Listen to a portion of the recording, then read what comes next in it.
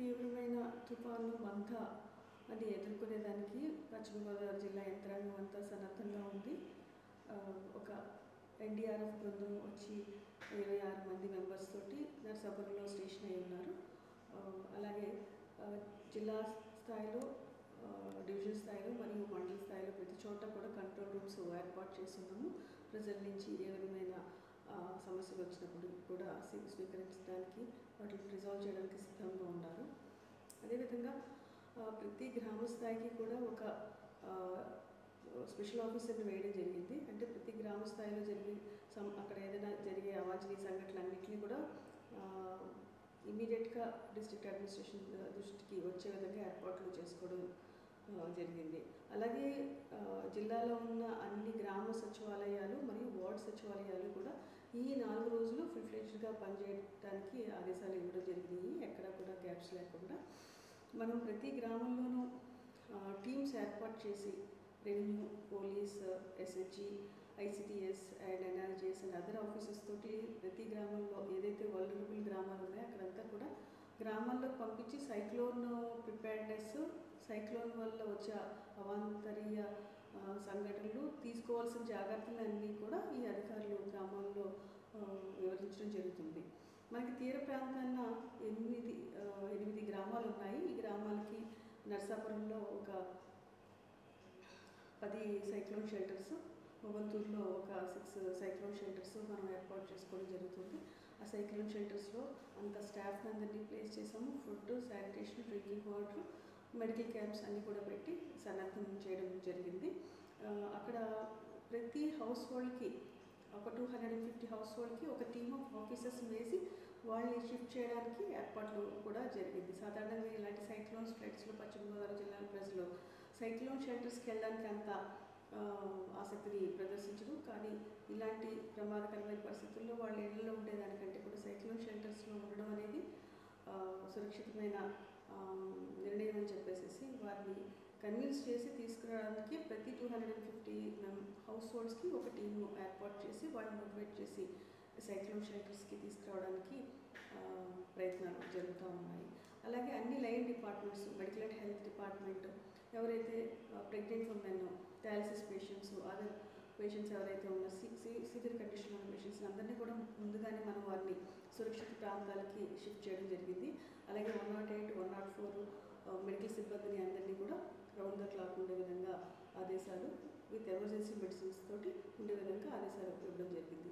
అలాగే ఎలక్ట్రిసిటీ, ఇలాంటి తీవ్రమైన సైక్లోన్ టైమ్స్లో మనకి చెట్లు విరిగిపడి ఎలక్ట్రికల్ లైన్స్, పవర్ సప్లైకి అంతరాయం ఏర్పడుతుంది. కాబట్టి మనకున్న 96 సబ్స్టేషన్స్లో ప్రతి సబ్స్టేషన్లో కూడా డీజిల్ జనరేటర్ని ఫ్యూయల్ తోటి ఉండే విధంగా ఏర్పాటు చేయడం జరిగింది. ఎక్కడా కూడా పవర్ సప్లై డిస్టర్బ్ కాకుండా చర్యలు తీసుకోవడం జరిగింది. అలాగే district fire and disaster management department మరియు ఆర్ఎండ్బి డిపార్ట్మెంట్ వీరిద్దరూ, తర్వాత నేషనల్ హైవేస్ మనకున్న 165 to 116 హైవేస్, ఎలక్ట్రిసిటీ డిపార్ట్మెంట్ అందరి దగ్గర 90 ఎలక్ట్రిక్ సార్స్ టీమ్స్ని రెడీగా పెట్టాం. చెట్లు ఏమైనా కూలిపోయినా వెంటనే వాటిని క్లియర్ చేసే విధంగా. అలాగే జేసీబీస్ని, రోడ్డు మీద పడే చెట్లని పక్కకు తొలగించడానికి జేసీబీస్ని, వాటిని తరలించడానికి ట్రాక్టర్లు అన్నింటినీ కూడా మనం రెడీగా పెట్టుకున్నాము. ఈ ట్రాన్స్పోర్ట్ డిపార్ట్మెంట్ వారి సహకారంతో ఈ జేసీబీస్, ట్రాక్టర్స్ని కూడా మనం అందుబాటులో పెట్టుకోవడం జరిగింది. అలాగే ఈ కెనాల్స్, మనకి వెస్ట్ గోదావరి డిస్ట్రిక్ట్లో very big network of canals ఉంటాయి.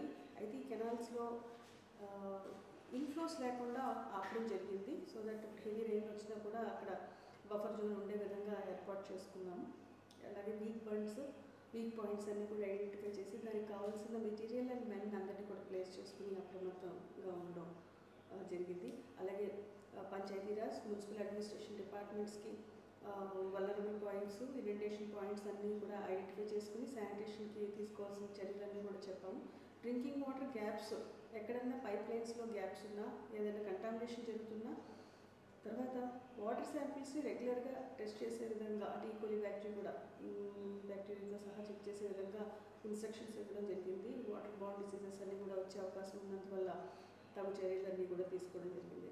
అలాగే పశువులు, క్యాటిల్, ఎవరైతే మధ్యతరగతి, దిగువ మధ్యతరగతి వారికి ఉపాధికి సహాయం ఉంటుందో ఈ పాడి పశువులకి ఈ సమయంలో వాటికి వ్యాధులు రాకుండా హెచ్ఎస్ వ్యాక్సిన్స్ కూడా మొత్తం అన్ని యానిమల్స్కి కవర్ చేసే విధంగా చర్యలు తీసుకోవడం జరిగింది. ఆల్రెడీ వ్యాక్సినేషన్ చాలా వరకు కంప్లీట్ అయింది.